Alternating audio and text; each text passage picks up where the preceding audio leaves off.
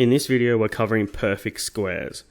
So 16, 49, v squared, y plus 5 squared, these are all called perfect squares because they're square numbers. 16 is 4 times 4, 49 is 7 times 7, v squareds, v times v, etc. So the rule for expanding perfect squares is as you can see there, there's a formula for it, right?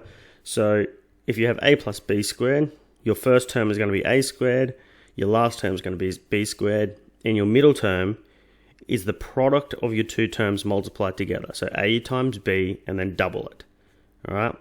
The only difference between a plus b squared and a minus b is that your doubled middle term is a negative in the minus. So I'm going to show you why this is the case. So if I write out our a plus b, this is the same as having a plus b, a plus b. So if you can't remember the formula, remember you can always do this. So I'm going to do some different colors here. And remember, when we expand, we always like to use arrows. Okay. So if we're using our red arrow, we've got a times a, which is a squared. We then have our blue arrow, which is a times b, which is a b. We then look at our green arrow, which is b times a, which is the same as ab.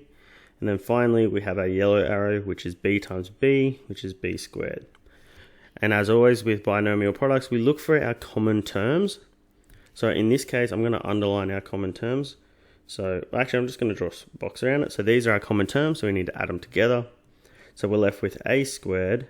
We have ab plus ab, which means we have two ab's, so 2ab, plus b squared, which is what the formula states.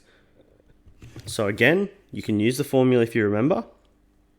Alternatively, you can just expand it as per normal using arrows or the area method that we covered in a previous video.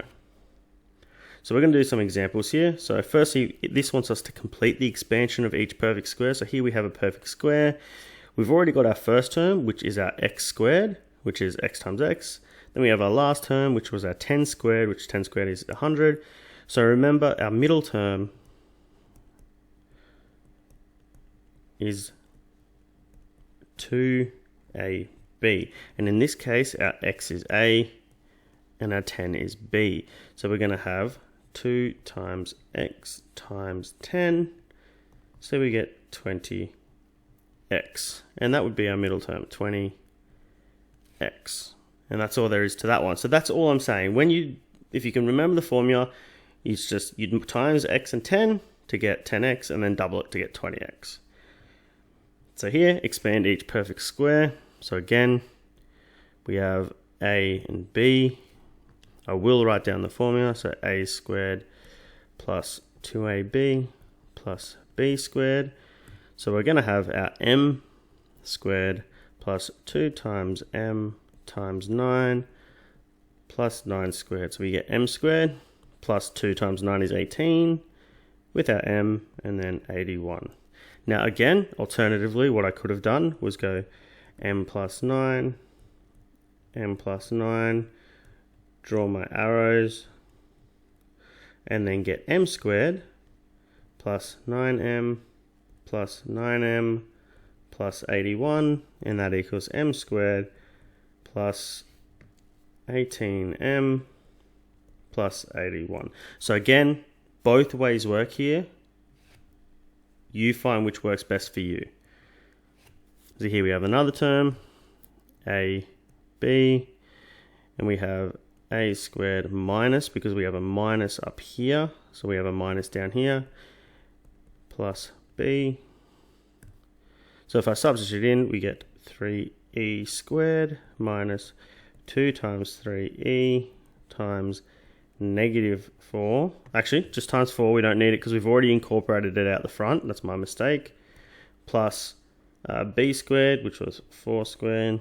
So we get 9e squared, because you square both the 3 and the e. And then we get 2 times 3, which is 6, times 4, which is 24e, plus 16. All right, and again, if I wanted to, I could do my arrow method and get the same result.